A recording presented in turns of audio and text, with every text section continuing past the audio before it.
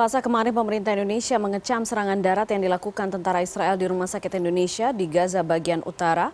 Pasca serangan Israel ini, Rumah Sakit Indonesia tidak bisa lagi menerima pasien, tidak berfungsi secara normal, namun tetap digunakan oleh ratusan orang sebagai tempat berlindung.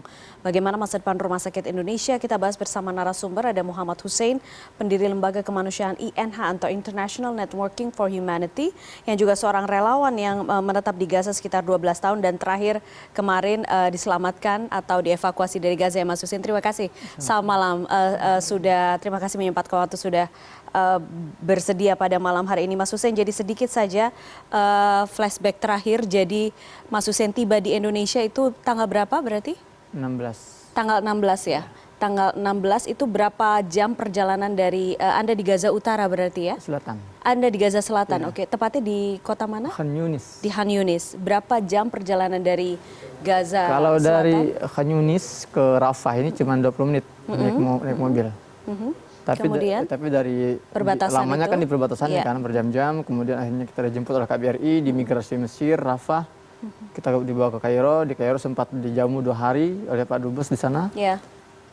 Kemudian kita langsung bergerak ke Indonesia, Iya. perjalanan 12 jam. Sekitar 12 jam. Mas Hussein ini adalah juga sekitar 12 tahun ya, Ya. di Gaza ya kalau tidak salah. Ketika pertama kali di Gaza, Mas Hussein juga terlibat dan melihat dengan mata kepala sendiri pembangunan Rumah Sakit Indonesia Ya. di Gaza, betul ya Mas Ya, Hussein betul ya? sekali. Iya. Jadi pada saat pembangunan itu, apakah tentu konflik-konflik memang sudah terjadi beberapa kali ya, Ya, betul. sejak saat itu. Tapi apakah Anda lihat memang konflik yang saat ini atau perang yang saat ini, serangan yang saat ini dari Israel itu adalah yang paling buruk yang pernah Anda ketahui? Iya.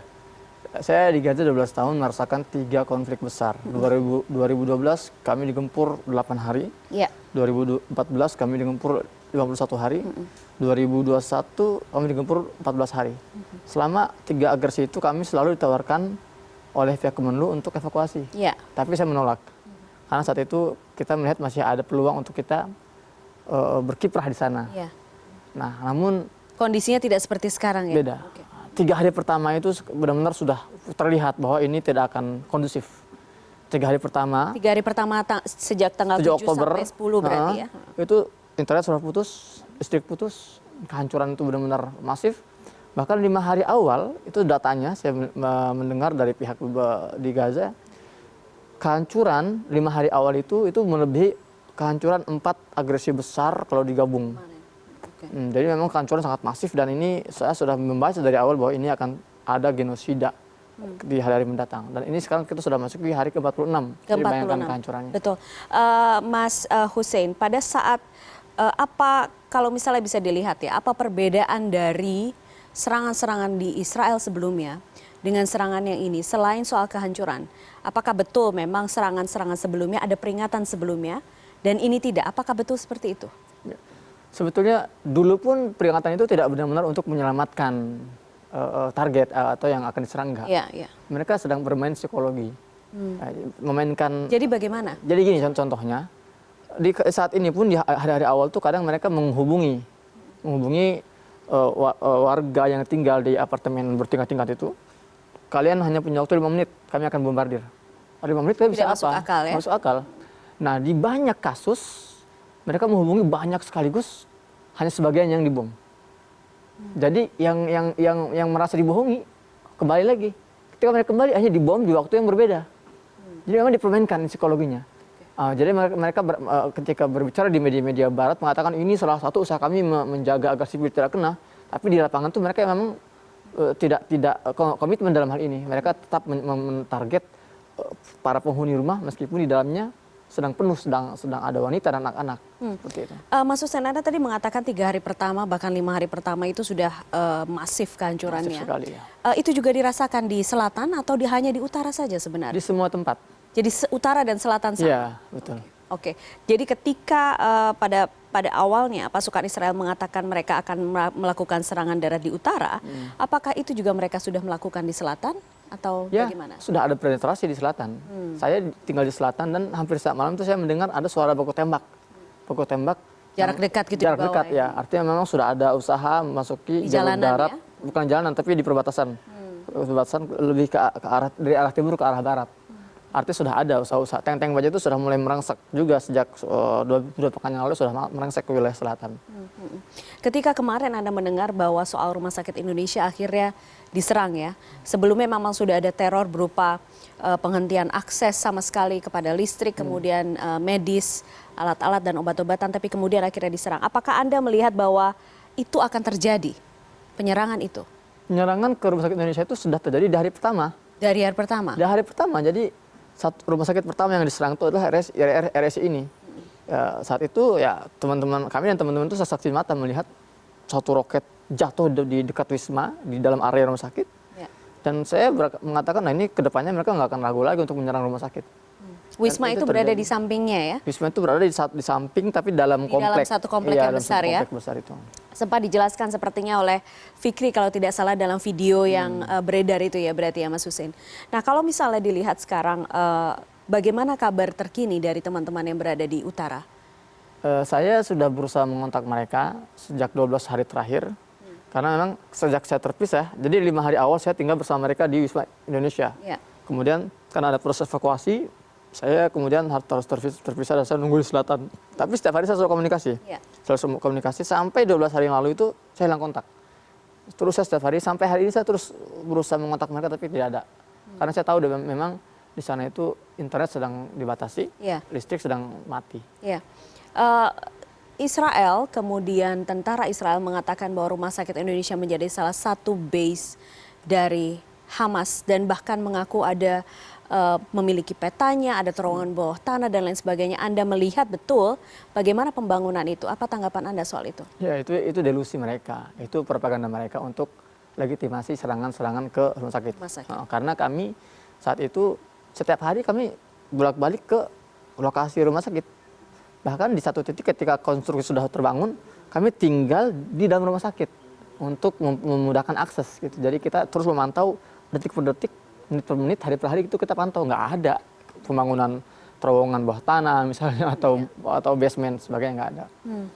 Kalau misalnya sekarang banyak orang kemudian yang akhirnya memberikan atensi ya kepada konflik yang saat ini terjadi atau serangan Israel yang kali ini terhadap Palestina. Apakah Anda merasa bahwa memang ini sudah saatnya? Karena sepertinya perhatian itu tidak tampak di serangan-serangan sebelumnya yang Anda sebutkan itu. Ya, kalau saya boleh mengutip banyak sekali statement dari para analis Israel sendiri. Jadi saya sudah kumpulkan, saya seorang jurnalis, saya selalu membaca media-media Ibrani itu, mereka semua sepakat, para analis itu sepakat bahwa apa yang terjadi di Gaza ini jelas sebuah tindakan yang sangat brutal, menggambarkan kalapnya dan kacaunya pemerintahan di dalam Israel sendiri. Dan ini adalah tanda-tanda kehancuran Israel. Jadi memang sudah ada konflik internal yang sangat dahsyat antara para pejabat-pejabat tinggi Israel. Dan ini yang membuat mereka ini tidak bisa saling mengkontrol satu sama lain sehingga terjadilah genosida ini. Padahal di kubu mereka pun tuh banyak sekali dikotomi antara satu dengan yang lain. Dan ini wajar ketika atensi dunia itu mengarah kepada Israel dan banyak pihak-pihak yang awalnya mensupport Israel sekarang berubah narasinya seperti Kanada, kemudian Amerika, Prancis dan sebagainya. Sekalipun memang itu pun masih belum menghentikan ya. Sekalipun narasinya berubah tapi tetap tidak menghentikan apa yang dilakukan Israel terhadap Palestina saat ini. Betul, tapi tetap terdampak, sangat terdampak. Mas Husein, bisa gambarkan kepada kami di sini sebenarnya seacak apa tentara itu menghancurkan rumah atau menghancurkan gedung atau menghancurkan bangunan-bangunan lain di Gaza? Ya, hari terakhir sebelum saya evakuasi itu tanggal berapa itu berarti? Itu tanggal 12 November. 12 November. Di pagi hari saya sedang siap-siap, tiba-tiba ledakan besar terjadi, kaca jendela rumah saya pecah, jendela hancur, sangat dekat sekali, dan saya menyempatkan diri untuk ke lokasi ke TKP. Ternyata itu ada sumbernya. Iya, itu nggak jauh, hanya sekitar 200 meter dari tempat saya berada itu. Itu ada 4 gedung ya, yang bertingkat-tingkat itu hancur lebur dan isinya itu adalah anak-anak dan wanita. Mayoritas serangan-serangan itu memang anak-anak wanita. Jadi ini kita bisa melihat semua target-target itu hampir tidak ada. Misalnya para pejuang yang mereka klaim sebagai target gitu kan. Rata-rata itu ya seperti itu. Bahkan di Berarti jalan-jalan. itu adalah bangunan tempat tinggal Tempat ya? tinggal, tempat tinggal. Jam berapa itu maksudnya? Itu sekitar jam 8:30 pagi mungkin. 8:30 pagi. Iya, setengah 9 pagi. Bahkan ketika saya sedang eksekusi bantuan di dalam pengungsian, itu juga bom sangat dekat sekali itu. Artinya memang random. Saya nggak tahu mereka itu apa targetnya, tapi kalau kita melihat dari jumlah korban, data statistik, mayoritas adalah anak-anak dan wanita. Ya, betul, betul. Seperti itu. Bagaimana dengan ketika camp-camp pengungsian? Anda tadi mengatakan Anda juga aktif di camp pengungsian. Ya. Itu apakah itu juga menjadi salah satu target yang di tempat Iya, Anda? banyak sekali. Camp pengungsian Di apa tempat saya itu di Khan Yunis itu ada beberapa sekolah-sekolahan, baik sekolahan milik PBB maupun sekolahan milik pemerintah Palestina, itu banyak yang dihuni oleh para pengungsi. Ya. Dan beberapa kali area itu jadi serangan langsung. Ya. Bahkan di wilayah Gaza itu sudah banyak sekali. Di wilayah Fukhari, di pengungsian padat penduduk ada sekolahan yang juga dipadati oleh warga, itu juga dibombardir. Terakhir 2 hari yang lalu 200 warga meninggal seketika dalam serangan ke pengungsian itu. Ya. Kalau terakhir pekan lalu sepertinya, kalau tidak salah Israel kemudian menyetujui ada 4 jam. 4 jam gencatan bukan gencatan senjata, tapi kemudian juga dikatakan safe passage itu ya. Iya. Apakah itu betul-betul terjadi? Banyak, bukan hanya safe passage. Mereka juga mengatakan ada safe jalan aman Yang itu ya. aman gitu ya, dari utara selatan Ya, itu yang mereka klaim. tidak Jadi ada terbukti. sebuah jalan namanya Jalan Salahuddin yang menghubungkan antara wilayah utara dengan selatan. Ya. Di sini malah banyak korban yang terbunuh. Ketika saya berpindah dari wilayah utara ke selatan, itu saya mendokumentasikan dengan handphone Anda saya melewati sendiri. jalan yang Iya, sama? saya melihat ada bangkai-bangkai mobil berjejer yang menjadi korban serangan Israel yang ini mereka klaim sebagai Jalan yang jalan yang aman. Tapi itu semua sekali lagi hanya klaim mereka. Dalam lapangan mereka tetap melakukan serangan-serangan kepada warga yang sedang melintas. Kalau menurut Anda sebagai relawan yang bekerja di sana belasan tahun, mengapa Israel kemudian menyerang rumah sakit, sekolah-sekolah, bahkan tempat pengungsian itu? Pertama mereka frustasi. Frustasi karena mereka tidak bisa mencapai keberadaan para pejuang. Ya, akhirnya mereka mentarget keluarga para pejuang, ibu-ibu mereka, anak-anak mereka. Dan mereka berusaha Jadi betul-betul serangan acak saja? serangan acak. Di satu sisi mungkin ya ini yang saya dengar dari warga lokal ya, memang kadang mereka mentarget salah seorang tokoh pejuang. Ya saya tahu misalnya di wilayah tengah ada namanya pejuang Ahmad Naufal. Itu sengaja dia ditarget ketika dia sedang bersama puluhan warga di satu rumah. Jadi ketika mereka ingin mentarget si pejuang ini, Israel ini tidak peduli. Ada berapa orang, ada ratusan orang sekitar dia, selama dia bisa membunuh satu orang ini, maka semua pun harus mereka basmi. Jadi ini seperti inilah metode mereka dalam menghabisi para pejuang. Jadi mereka tidak hanya mentarget para pejuang, tapi semua keluarganya, tetangganya itu harus ikut mati bersama satu sosok ini.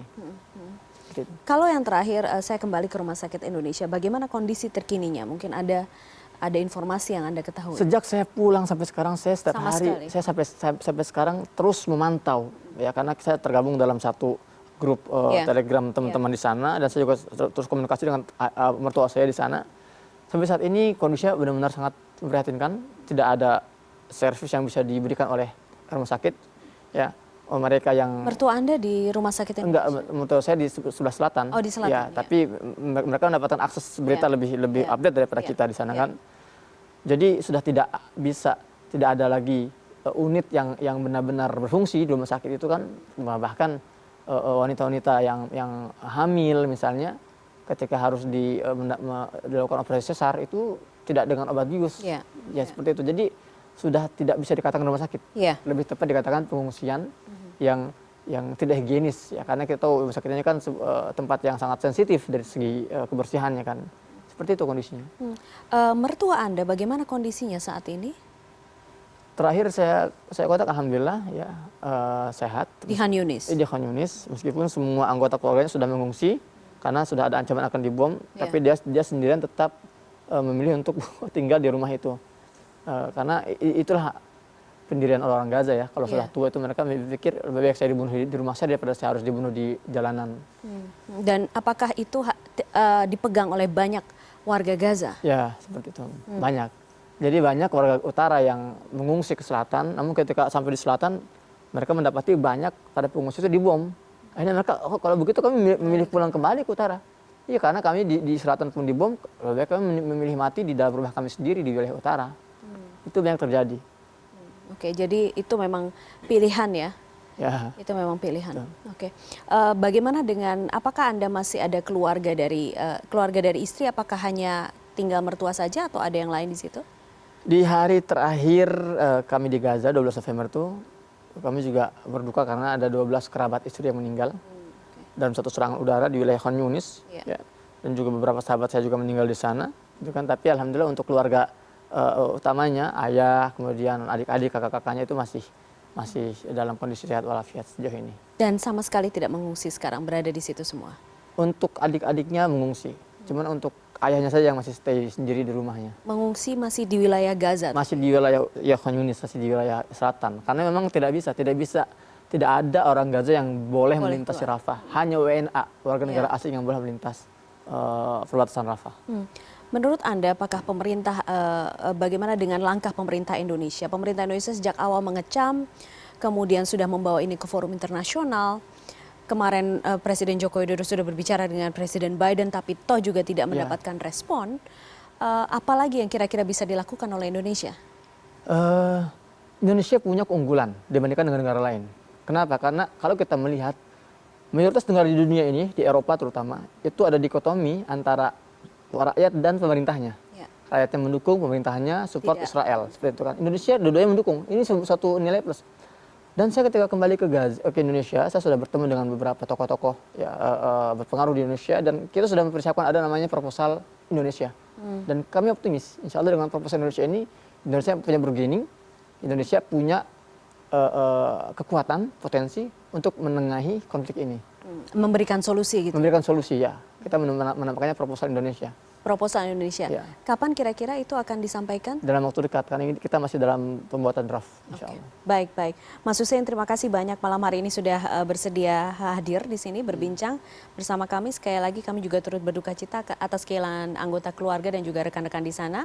Tapi yang pasti sama-sama kita pastikan bahwa Indonesia bisa memiliki peran ya, Ya. untuk bisa menyelesaikan konflik ini. Mas Hussein, terima kasih banyak. Sama-sama.